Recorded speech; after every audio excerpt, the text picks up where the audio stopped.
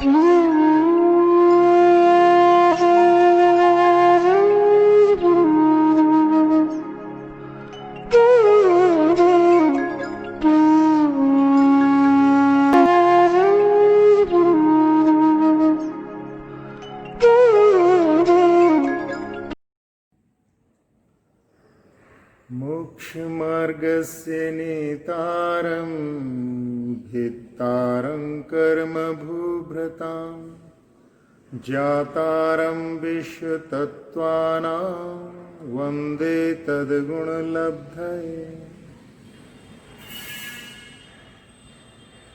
ये तत्वार्थ सूत्र कालजयी प्रसिद्ध कृति है, आचार्य उमा स्वामी जी द्वारा विरचित, जिसको जैन धर्म के सभी लोग स्वीकार करते हैं। इसमें 7 तत्वों का वर्णन है। पहले 4 अध्यायों में जीव तत्व का, फिर 5वें अध्याय में अजीव तत्व का, 6वें 7वें में आश्रव तत्व का, 8वें में बंध तत्व का, 9वें में संवर और निर्जरा का और 10वें में मोक्ष तत्व का। ये तत्वार्थ सूत्र संस्कृत रचनाओं में जैन आगम का प्रथम ग्रंथ है और सूत्र में निबद्ध होने के कारण इसको तत्वार्थ सूत्र कहा जाता है। वैसे इसका नाम तत्वार्थ है, इसे मोक्ष शास्त्र भी कहते हैं। इसमें सूत्रों का प्रयोग किया है और सूत्र के बारे में जयधवल में एक श्लोक आता है, अल्पाक्षर मसंदिग्धम सार्वत गुण निर्णयम निर्दोष हेतु मत तथ्यम सूत्र मित्युच्यते बुधि। कि जो अल्प अक्षर वाले होते हैं, असंदिग्ध होते हैं, सार के समान गूढ़ होते हैं और निर्दोष हेतु मत होते हैं, तथ्यपूर्ण होते हैं, इसको विद्वान सूत्र कहते हैं।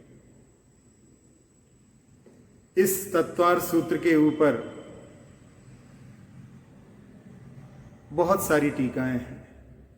उसके पहले जैसे कि हिंदुओं में गीता का, ईसाइयों में बाइबल का और मुस्लिमों में कुरान का महत्व है, वैसा ही महत्व जैन धर्म में तत्वार्थ सूत्र का है। इसमें कहीं भी झगड़े का झा और फूट का फा प्रयुक्त नहीं हुआ है। इन 2 अक्षरों का पूरे तत्वार्थ सूत्र में कहीं भी समावेश नहीं किया गया है। इसमें जो सूत्र हैं वो 357 सूत्र हैं और श्वेतांबर मान्यता में 344 सूत्र हैं। यदि हम इनके प्रत्येक अध्याय के सूत्रों के बारे में विचार करें तो जैसे फ़ोन नंबर 10 डिजिट का होता है, वैसे ही यदि हम पहले 5 अध्यायों को देखें तो 3353394242 और बाद के 5 अध्यायों को देखें तो 2739264709। इसमें सूत्रों में इतना अर्थ छिपा हुआ है कि यदि इसको गागर में सागर कहा जाए तो अतिशयोक्ति नहीं। और आचार्य विद्यानंद जी जो श्लोक वार्तिक के 9वीं शताब्दी के कर्ता हैं, उनके शब्दों में देखा जाए तो वो कहते हैं कि सरसों के दानों में छेद करके सागर भरने का प्रयास आचार्य उमा स्वामी जी महाराज ने किया है। उमा स्वामी शब्द का प्रयोग कृतिकार का दिगंबर परंपरा में होता है और उमा स्वाति श्वेतांबर परंपरा में होता है। किसी ने कन्नड़ लिपि में देख करके कि ती और मी में बहुत थोड़ा सा अंतर है, यदि एक बिंदी एक मात्रा लग जाए तो ती का मी भी हो जाता है, मी का ती भी हो जाता है। इस प्रकार से उन दोनों नामों में परिवर्तन उस लिपि के कारण भी हो सकता है। अभी कहा कि इस पर बहुत सारी टीकाएं हैं। एक टीका है गंधहस्ती महाभाष्य, जो कि आचार्य समंत भद्र स्वामी के द्वारा तत्वार सूत्र की टीका है, जो कि प्राप्त नहीं है। कहां पर है इसके बारे में कोई जानकारी नहीं।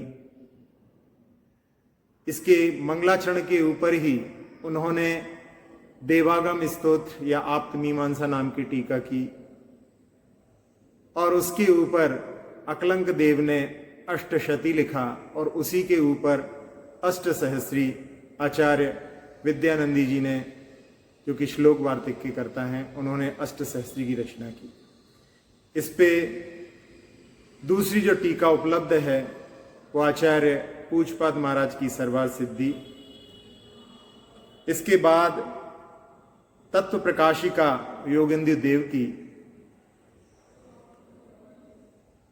भट्टा कलंक की राजवार्तिक, अभय नंदी की तत्वार्थ वृत्ति, श्लोक वार्तिक आचार्य विद्यानंदी जी का, आचार्य शिव कोटि की रत्नमाला, भास्कर नंदी की सुखबोध टीका,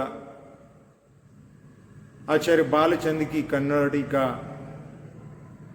विभूतिसेन आचार्य की वृत्ति, प्रभाचंद की रत्न प्रभाकर और श्रुतसागर जी की वृत्ति और द्वितीय श्रुतसागर जी की भी सुख बोधनी टीका। इस प्रकार से दिगंबर संप्रदाय में बहुत सारी टीकाएं मिलती हैं। किसी भी ग्रंथ का जब प्रारंभ किया जाता है तो सबसे पहले मंगलाचरण किया जाता है। हमने अभी मंगलाचरण किया, उस मंगलाचरण के अर्थ को अपन देखें तो मोक्ष मार्ग के जो नेता हैं, कर्म रूपी पर्वत के जो भेदता हैं और विश्व तत्वों के जो ज्ञाता हैं, उनको उनके गुणों की प्राप्ति के लिए मैं नमस्कार करता हूं। इस मंगलाचरण में 3 गुणों के बारे में वर्णन किया गया है। पहला है नेता, नयति इति नेता, जो मंजिल को स्वयं प्राप्त करते हैं और दूसरों के लिए भी मार्ग बताते हैं, वो नेता कहलाते हैं। ये हितोपदेशिता का प्रतीक है। इसके बाद भेत्तारम कर्म भूभृताम, ये वीतरागता का प्रतीक है। और ज्ञातारम विश्व तत्वानाम, ये सर्वज्ञता का प्रतीक है। ऐसे 3 गुणों से विशिष्ट भगवान की यहां पर स्तुति की गई है। ये 3 गुण वीतरागता, सर्वज्ञता, हितोपदेशिता के बिना आप्तता नहीं होती, ऐसा आचार्य समंत भद्र स्वामी ने भी कहा है। ऐसे तीनों गुणों से विशिष्ट भगवान के लिए हम उनके गुणों की प्राप्ति के लिए नमस्कार करते हैं। और मंगलाचरण क्यों किया जाता है, इसके बारे में कि शास्त्र की निर्विघ्न समाप्ति के लिए मंगलाचरण किया जाता है। दूसरा कारण नास्तिकता का परिहार करने के लिए। हम भी आस्तिक हैं। कई जगह ऐसी व्याख्या की गई है कि जो वेदों को माने वो आस्तिक है, जो वेदों को नहीं माने वो नास्तिक है। इस प्रकार यदि करेंगे तो सब अपने अपने धर्म के आस्तिक हो जाएंगे और दूसरे धर्मों के नास्तिक हो जाएंगे। सही परिभाषा तो वो होती है जो लोक परलोक में पुनर्जन्म आदि में आत्मा के अस्तित्व आदि पर विश्वास करता है, वो आस्तिक होता है। उस दृष्टि से जैन धर्म पूरी तरह से आस्तिक ठहरता है। तो आस्तिकता बताने के लिए या नास्तिकता के परिहार के लिए भी मंगलाचरण किया जाता है। शिष्टाचार का पालन करने के लिए भी मंगलाचरण किया जाता है। उपकार स्मरण करने के लिए, पुण्य के संचय के लिए, शिष्यों के अनुग्रह के लिए, परिणामों की निर्मलता के लिए मंगलाचरण 3 बार किया जाता है, आदि में, मध्य में और अंत में। तो ये आदि का मंगलाचरण हुआ। शास्त्र को पढ़ने के पूर्व में किन किन बातों का ध्यान रखना चाहिए, इसके बारे में त्रिलोय परिणति में एक कारिका आती है। उसमें 6 चीजों पर ध्यान रखने की आवश्यकता होती है। पहला मंगलाचरण, मंगल, जिसके बारे में इष्ट देवता को नमस्कार करना, ये मंगलाचरण हुआ। दूसरा है निमित्त। इस ग्रंथ का निमित्त इस प्रकार है कि एक कथानक आता है कि एक श्रावक था जिसने ये संकल्प लिया था कि प्रतिदिन मैं एक सूत्र का निर्माण करूंगा, उसके बाद ही भोजन करूंगा। और उसने एक सूत्र का निर्माण किया। वो सूत्र था दर्शन ज्ञान चारित्राणि मोक्ष मार्गः। और उसको उसने अपने घर में एक किसी फलक के ऊपर लिख रखा था। और उस दिन जब वो घर पर नहीं था, उस दिन एक मुनिराज का उनके यहाँ पर आगमन हुआ और उनकी माँ और पत्नी ने उनको पड़गहन करके आहार दिया। आहार के बाद में महाराज की दृष्टि उस फलक पर पड़ी और उन्होंने विचार किया कि दर्शन ज्ञान चारित्राणि मोक्ष मार्ग नहीं, क्योंकि दर्शन ज्ञान चारित्र मिथ्या भी होते हैं, संसार का मार्ग भी होता है। इसमें सम्यक शब्द की आवश्यकता है। और उन्होंने उसके आगे उस सम्यक्त को जोड़ दिया। सम्यक शब्द के जोड़ने के बाद जब उसका घर पर आना हुआ और उसकी दृष्टि उस पर पड़ी तो उसने पूछा कि इसमें किसने परिवर्तन किया है। तो उन्होंने कहा कि आज मुनिराज आए थे और उन मुनिराज के पास में जाकर के उस श्रावक ने निवेदन किया।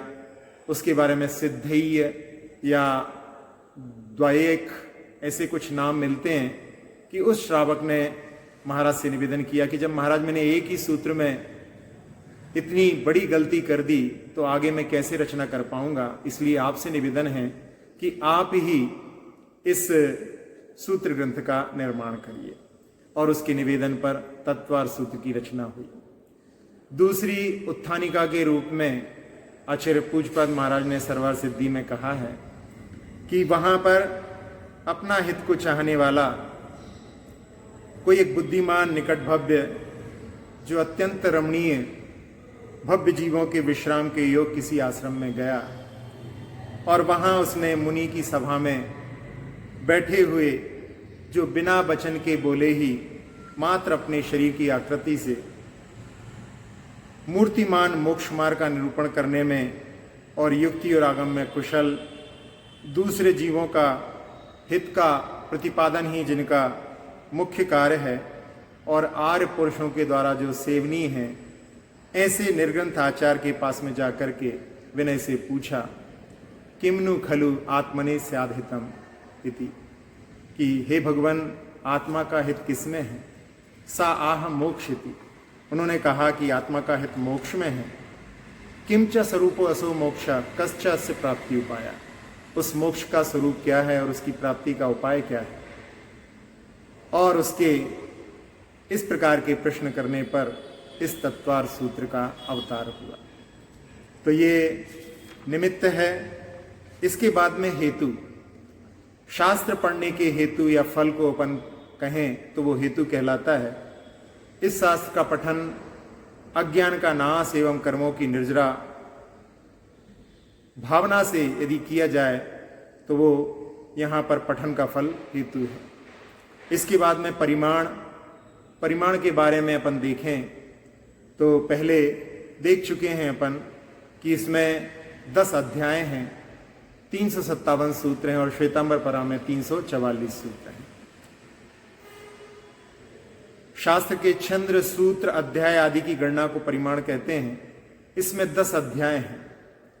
प्रथम सूत्र सम्यक शब्द से प्रारंभ होता है और अंतिम सूत्र के आखिरी शब्द के रूप में साध्या आता है। सहजानंद जी बर्णी जी कहते थे कि रत्नत्रय ही साध्य है और साथ साथ में बीच में जो कुछ है वो श्रवणीय है, हृदय में धारण करने के योग्य है। 10 अध्याय में यदि हम देखें तो 10 को लिखते समय में 1 और 0 रहता है और यहां पर 0 जो लिखा जाता है वो गोल हो जाता है।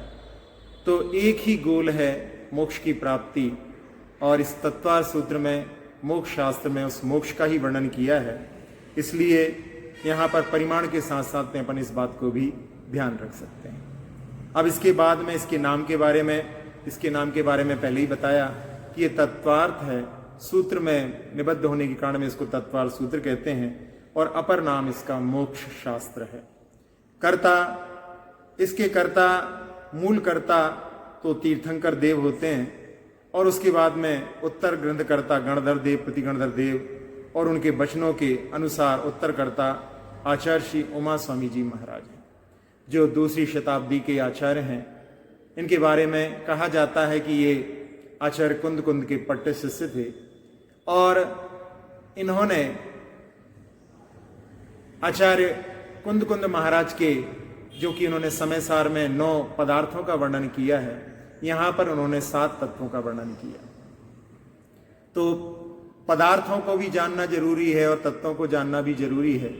साथ ही साथ में आचार्य अकलंक देव ने, जहां पर आचार्य कुंद महाराज ने अजीब अधिकार में बहुत सारी चीजों का निषेध किया कि ये आत्मा के स्वभाव नहीं, लेकिन उन्होंने ही आचार्य कुंद महाराज ने षटखंडागम की टीका भी लिखी, 3 जो प्रथम खंड है उनके ऊपर, और उनकी ग्रंथों पर टीका लिखने वाले आचार्य अमृतचंद जी ने उस बात को समझा तो उन्होंने तत्वार सूत्र के आधार पर तत्वसार भी लिखा। तो ऐसे तत्वसार की रचना जिन्होंने की है उसके माध्यम से ये तत्वार सूत्र का अध्ययन भी बहुत जरूरी है, बहुत आवश्यक है और इनको गृध्द पिच्छाचार भी कहा जाता है। उसके बारे में भी कहा जाता है कि जब वो विहार कर रहे थे तो उनकी पिच्छिका खो गई और उस समय में बिना पिच्छिका के साधु आगे विहार नहीं कर सकते, कहीं दूर नहीं जा सकते, 7 कदम भी नहीं जा सकते। तो उन्होंने उस समय गृध्द के पिच्छों के माध्यम से पिच्छिका बनाई। उसमें भी कोमलता होती है लेकिन वो बहुत समय तक नहीं टिकती। उस समय में परिस्थिति के कारण में उसको स्वीकार किया, इसलिए इनका नाम गृध्द पिच्छाचार भी आता है। अब प्रथम सूत्र का अवतार होता है मंगलाचरण के बाद में। वैसे मंगलाचरण के बारे में भी ये माना जाता है कि इनकी कृति नहीं है, कुछ लोग ऐसा मानते हैं इनकी ही कृति है। बहुत सरल होने के कारण में आचार्य पूज्यपाद महाराज ने उसके ऊपर टीका नहीं लिखी, इसलिए लोगों का ऐसा है कि ये हो सकता है कि आचार्य पूज्यपाद महाराज द्वारा रचित हो, लेकिन बहुत सरल चीज होती है। तो वहां पर सुगमम इदम सुत्तम ऐसा करके बहुत सारे सूत्रों पर षटखंडागम में भी टीका नहीं लिखी गई है। तो उसका मतलब ये नहीं है कि वहां पर टीका नहीं है, या इसको माने कि अपन ये टीका है तो वो भी टीका के रूप में नहीं कही जा सकती। इसलिए इसके बारे में कि आचार्य उमा स्वामी जी के द्वारा भी रचित है ऐसा भी माना जाता है और बहुत सारे लोग की बाद में रचित है ऐसा भी माना जाता है। अब प्रथम सूत्र का अवतार होता है। प्रथम सूत्र में आचार्य उमा स्वामी जी महाराज सम्यक दर्शन ज्ञान चारित्राणि मोक्ष मार्ग, इस प्रथम सूत्र में जहां पर सम्यक दर्शन, सम्यक ज्ञान, सम्यक चारित्र, ये तीनों मिलकर के मोक्ष का मार्ग होते हैं। यहां पर मार्ग ये एक वचन दिया है क्योंकि तीनों को मिलकर ही मोक्ष मार्ग होता है। इसमें सम्यक दर्शन, तत्वार श्रद्धान को सम्यक दर्शन कहते हैं। सम्यक ज्ञान, संशय विपर्यय और अनध्यवसाय से रहित ज्ञान सम्यक ज्ञान होता है। और सम्यक चारित्र, जिससे हित की प्राप्ति एवं अहित का परिहार हो, उसे सम्यक चारित्र कहते हैं। यहां तीनों की आवश्यकता है। किसी के ऊपर श्रद्धान भी आवश्यक है, उसका ज्ञान भी आवश्यक है और उसके बाद पर उस पर अमल करना भी आवश्यक है। तो यहां आचार्य ज्ञान सागर जी महाराज ने इसका अनुवाद करते हुए लिखा कि देख भाल कर चलना। देखना ये श्रद्धान का प्रतीक, भाल कर यानी जानना और चलना ये आचरण का प्रतीक। तो इस प्रथम सूत्र में यहाँ पर तीनों पद ही महत्वपूर्ण हैं, क्योंकि ये द्वंद्व समास है। द्वंद्व समास में सभी को समान रूप से दर्जा दिया जाता है, लेकिन यहाँ पर दर्शन को पहले क्यों रखा है? यहाँ पर दर्शन और ज्ञान एक साथ में उत्पन्न होने के बाद में भी दर्शन में पूज्यता है। सम्यक दर्शन के कारण ही ज्ञान और चारित्र समीचीन होते हैं, सम्यक होते हैं, इसलिए यहाँ पर दर्शन को पहले रखा है। और तीनों की आवश्यकता इसलिए है क्योंकि जैसे दवाई का उदाहरण यदि अपन लें, दवाई के ऊपर यदि श्रद्धा नहीं होगा तो भी वो दवाई कार्यकारी नहीं होगी। दवाई के बारे में कैसे प्रयोग करना है इसका ज्ञान नहीं होगा। जैसे जो खाने की दवाई यदि उसको लगा लिया जाए और लगाने की दवाई को खा लिया जाए तो उसमें रोग के साथ साथ में रोगी भी मरण को प्राप्त हो सकता है।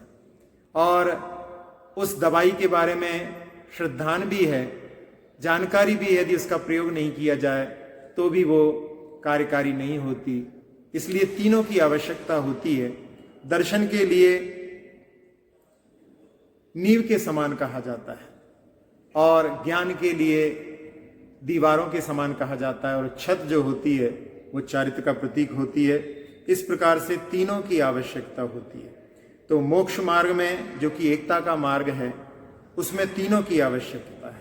अब यहाँ पर कोई प्रश्न करता है कि मोक्ष तो आंखों से दिखता नहीं, तो उसका अस्तित्व कैसे जाना जाता है?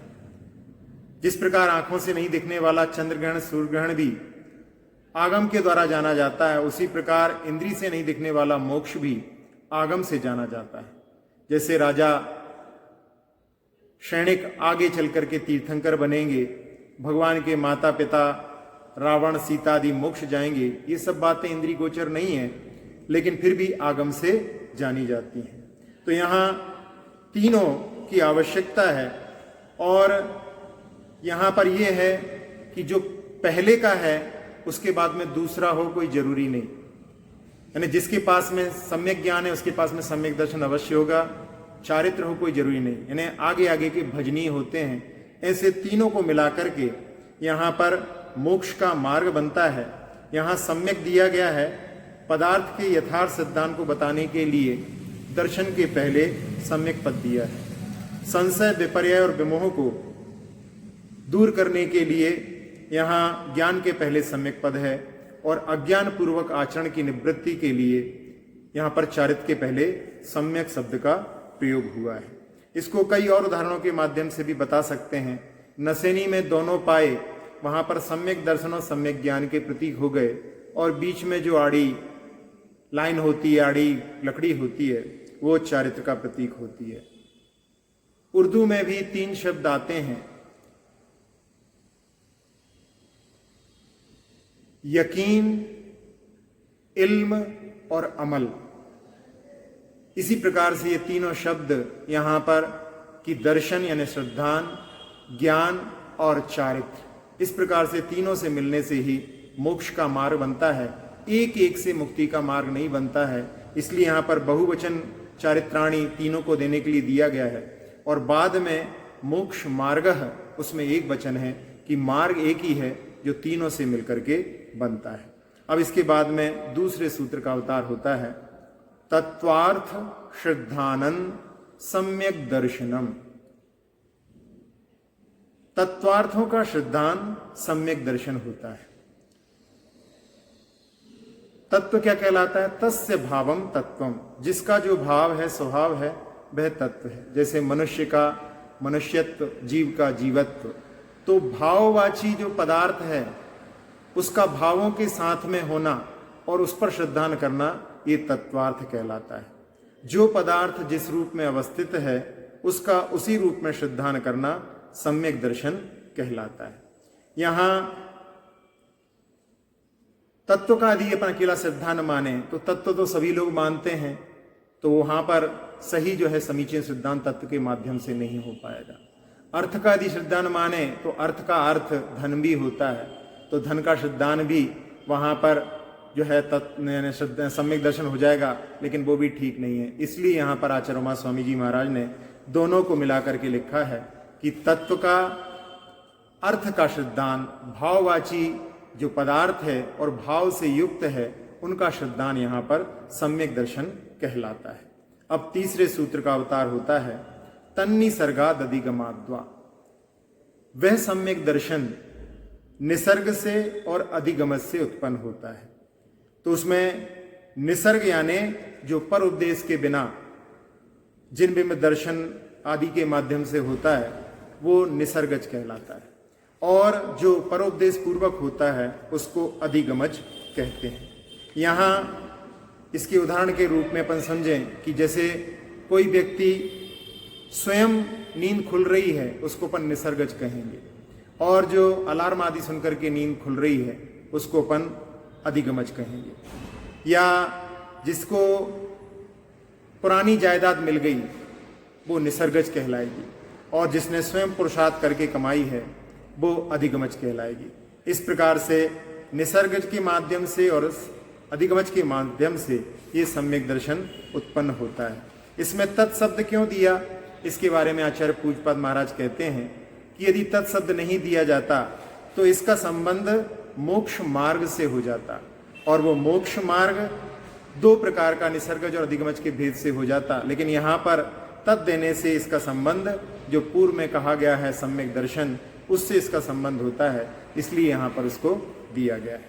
अब इसके बाद में चौथे सूत्र का अवतार होता है।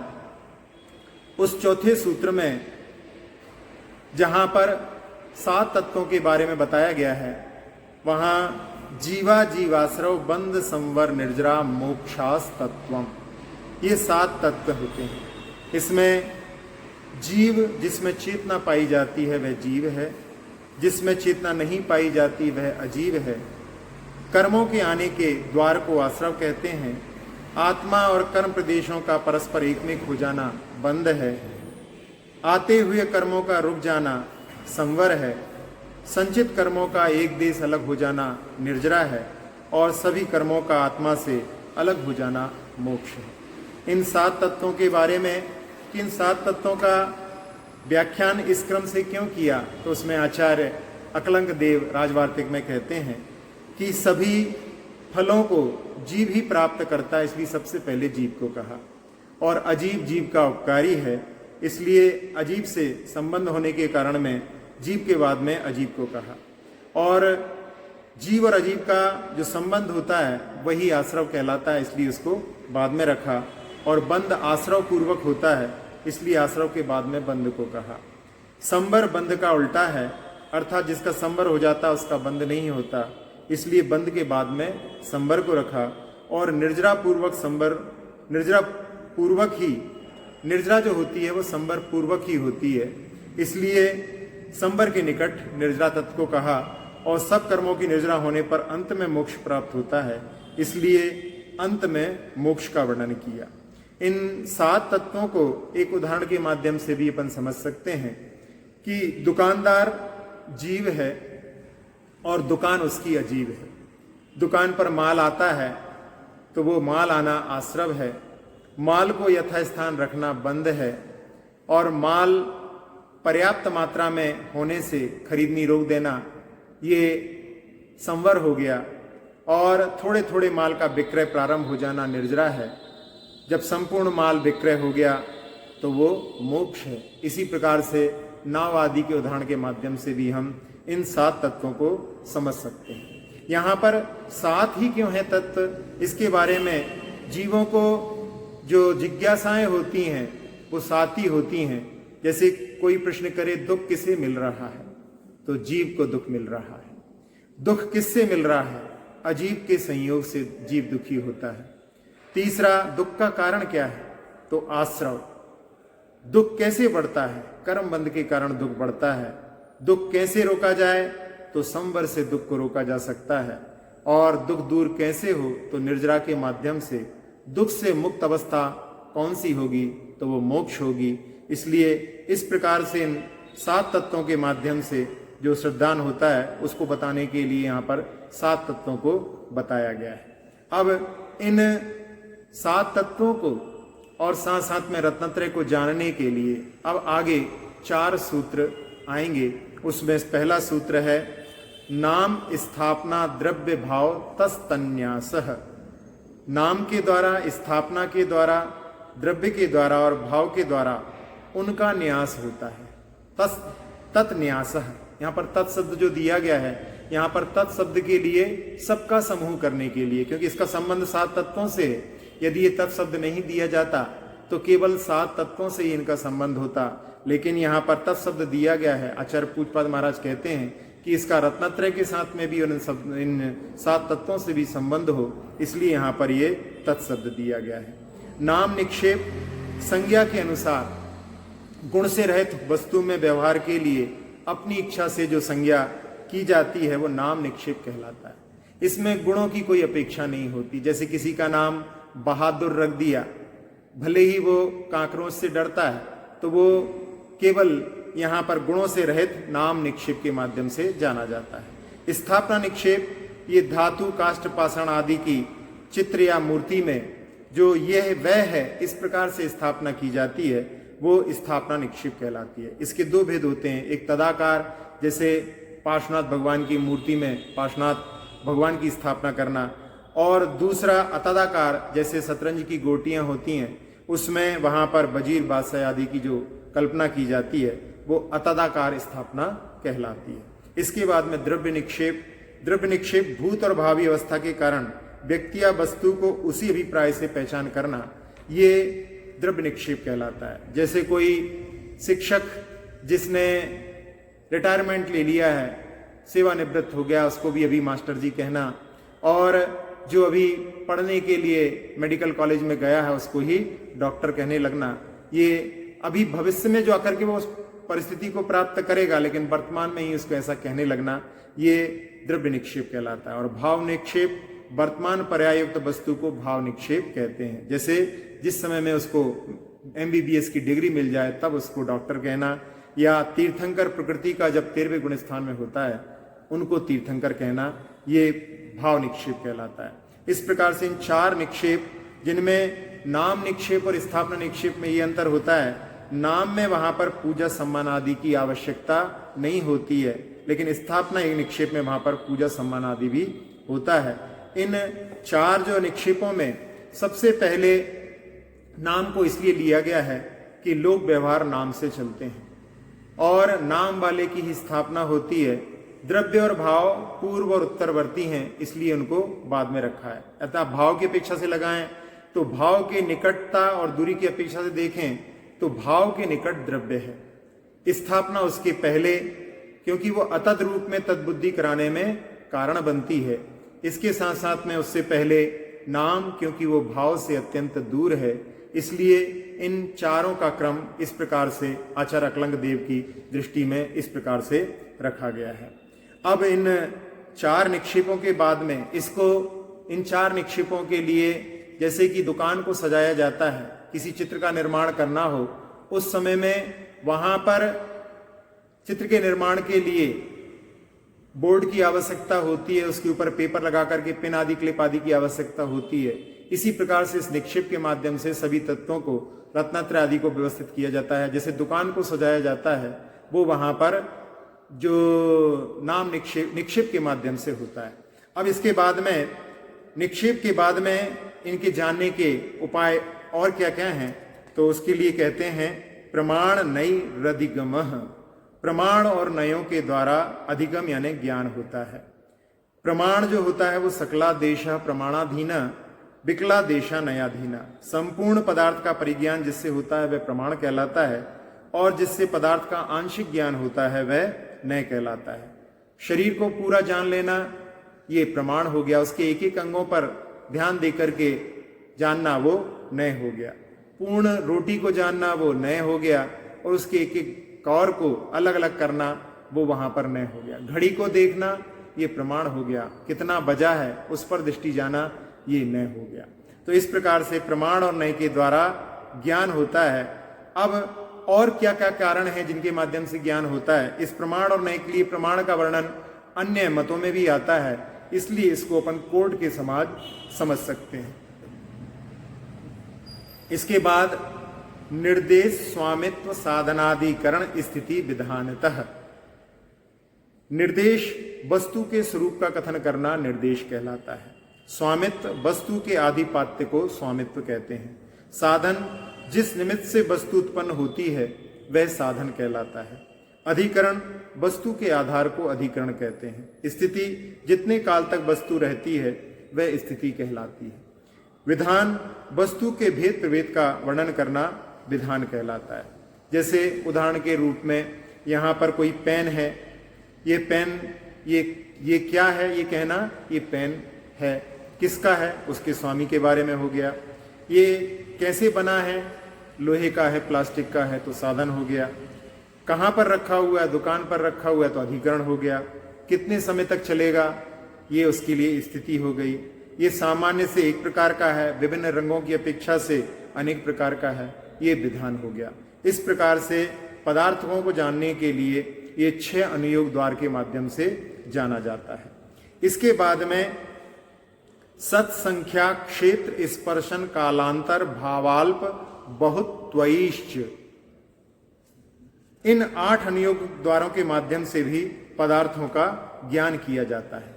सत वस्तु के अस्तित्व को सत कहते हैं। संख्या वस्तुओं की गणना को संख्या कहते हैं। क्षेत्र वर्तमान काल के निवास को क्षेत्र कहा जाता है। स्पर्शन वस्तु के त्रिकाल संबंधी निवास स्थान को स्पर्शन कहते हैं। काल किसी क्षेत्र में स्थित वस्तु के समय की मर्यादा को काल कहते हैं। अंतर विरह काल को अंतर कहते हैं। और भाव औपशमिक आदि परिणामों को भाव कहते हैं। अब यहाँ कोई व्यक्ति कहीं दुकान पर गया और वहां पर पूछता है क्या ये वस्तु है, तो वो हो गया वहां पर सत। कितनी है, तो वो हो गई संख्या। फिर कहाँ पर रखी हैं, तो दुकान हो गई। और स्पर्शन कहाँ फैक्ट्री से बन करके आई हैं और कहाँ तक वो लेकर के जाएगा, वो उसका स्पर्शन हो गया।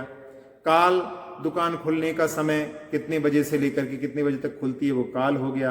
अंतर दुकान बंद होने के बाद में पुनः कब खुलेगी, वो अंतर हो गया। और भाव यहाँ पर जो कीमत आदि है उसको अपन भाव के रूप में समझ सकते हैं। अल बहुत कितने रुपए वाली चीज कितनी कम वाली कीमत वाली कितनी है और ज्यादा कीमत वाली कितनी है, इस प्रकार से उनमें अल बहुत करना, ये अल बहुत हो गया। इनके माध्यम से ये पदार्थों के ज्ञान करने के लिए 8 अनुयोग द्वार भी होते हैं। तो 6 अनुयोग द्वार जो कि जैन लोगों की, जैन समाज की जो सभा होती, पंचायत सभा, उसके रूप में जान सकते हैं। और इन 8 अनुयोग द्वार में विशेष रूप से श्रमण परिषद की जो सभा होती है उसके माध्यम से अपन इनको समझ सकते हैं। अब इसके बाद में अगले सूत्र का अवतार होता है मतिश्रुतावधि मनः पर्यय केवलानि ज्ञानम। ये 5 ज्ञान होते हैं। इन 5 ज्ञान में मति ज्ञान, जो ज्ञान इंद्रिय और मन के द्वारा होता है, वह मति ज्ञान कहलाता है। मति ज्ञान से जाने हुए पदार्थ का विशेष रूप से जब ज्ञान किया जाता है वो शुद्ध ज्ञान कहलाता है। जैसे ठंडी हवा चल रही है, ये हमने जाना, ये मति ज्ञान हो गया। इसके बाद में ये ठंडी हवा जो कफ प्रकृति वाला है उसके लिए हानिकारक है, ये जानना, ये शुद्ध ज्ञान हो गया। फिर इसके बाद में अवधि ज्ञान, जो द्रव्य, क्षेत्र, काल, भाव की मर्यादा लिए हुए रूपी पदार्थों को इंद्रियादि की सहायता के बिना प्रत्यक्ष रूप से जानता है, वो अवधि ज्ञान कहलाता है। मनः पर्यय ज्ञान, इंद्रिय और मन की सहायता के बिना ही दूसरे के मन में स्थित रूपी पदार्थों को जो विषय करता है वह मनः पर्यय ज्ञान कहलाता है। मनः पर्यय ज्ञान मुनियों को ही होता है। इसके बाद में केवल ज्ञान, जो त्रिकालवर्ती समस्त द्रव्यों की अनंत पर्यायों को एक साथ स्पष्ट रूप से जानता है, वह केवल ज्ञान कहलाता है। तो प्रमाण और नय का वर्णन किया। यहाँ पर ज्ञान का वर्णन अभी यहाँ पर चलेगा, नय का वर्णन सबसे आखिरी सूत्र में करेंगे। अब ये 5 ही ज्ञान प्रमाण हैं, उसको बताने के लिए और 2 प्रकार के प्रमाण हैं, उसके लिए अगला सूत्र आता है तत्प्रमाणे। ये 5 ज्ञान ही प्रमाण हैं, वो 2 प्रकार के परोक्ष और प्रत्यक्ष प्रमाण हैं, उसको बताने के लिए ये सूत्र आया है। उनमें आगे के जो 2 ज्ञान हैं वो कौन से प्रमाण हैं? आद्य परोक्षम। आगे के 2 ज्ञान, मति ज्ञान और शुद्ध ज्ञान, ये परोक्ष हैं। परोक्ष क्या होता है? जो इंद्रिय आदि की सहायता के लिए लेकर के जानता है वो परोक्ष कहलाता है, और जिसमें किसी इंद्रिय आदि की आवश्यकता नहीं होती वो प्रत्यक्ष कहलाता है। तो मति ज्ञान और शुद्ध ज्ञान ये परोक्ष हैं, बाकी के 3 ज्ञान प्रत्यक्ष हैं। प्रत्यक्ष मन्यत, आगे के 3 ज्ञान जो शेष ज्ञान बचे हुए हैं, अवधि ज्ञान, मनः परिज्ञान, केवल ज्ञान, ये प्रत्यक्ष ज्ञान है। इनमें भी अवधि ज्ञान और मनः परिज्ञान ये सीमा से सहित जानते हैं, इसलिए ये देश प्रत्यक्ष कहलाते हैं, और केवल ज्ञान सकल प्रत्यक्ष कहलाता है। जो विकल्प प्रत्यक्ष या देश प्रत्यक्ष हैं उसमें आत्मा के उपयोग को उस ओर ले जाना पड़ता है, और जो सकल प्रत्यक्ष उसमें पदार्थ अपने आप उसमें आकर के झलकते हैं। इस प्रकार से यहाँ पर 12 सूत्रों में यहाँ पहले अपन ने मोक्ष मार्ग को देखा, उसके बाद में सम्यक दर्शन क्या होता है, वह सम्यक दर्शन के भेद कितने होते हैं, और उस सम्यक दर्शन के आधार में जिन जीवादि तत्वों का वर्णन होता है अपन ने उसको देखा। इसके बाद में 4 सूत्रों में, पहले सूत्र में निक्षेपों को जिसके माध्यम से उनको समझना है, उसके बाद में प्रमाण और नय के द्वारा ज्ञान होता है, 6 अनुयोगदार निर्देश आदि के द्वारा ज्ञान होता है, उसके बाद में सत संख्या आदि 8 अनुयोग द्वार के द्वारा भी ज्ञान होता है। ये 4 सूत्र ज्ञान संबंधी। इसके बाद में 5 प्रकार के ज्ञान होते हैं। ये पांचों ही ज्ञान 2 प्रकार के प्रमाण हैं। आगे के 2 ज्ञान परोक्ष प्रमाण हैं और पीछे के 3 ज्ञान ये प्रत्यक्ष प्रमाण हैं। इस प्रकार से आज के संदर्भ में अपन ने 12 सूत्रों का अध्ययन किया। आज यहीं पर विराम लेते हैं। अक्षर पद मात्रा से दूषित वचन अगर मम हीन रहे, और प्रमाद कषाय के वश में सम्यक अर्थ विलीन किए। जिन वाणी माता मेरी उन सब त्रुटियों को क्षमा करें, दें आशीष शीघ्र हम सबको केवल लब्धि रमा मिले। प्राप्त हमें हो बोधि समाधि परिणामों की शुद्धि हो, निज आत्म उपलब्ध हमें हो, शाश्वत सुख की सिद्धि हो। चिंतित वस्तु दात्री माता चिंतामणि उपमा भाति, करूं वंदना पूर्ण विनय से चरण रखूं मैं ये पाती। कर जिन वाणी स्तुति तन की ममता टार, महामंत्र का जाप अब सभी जपें नब बार।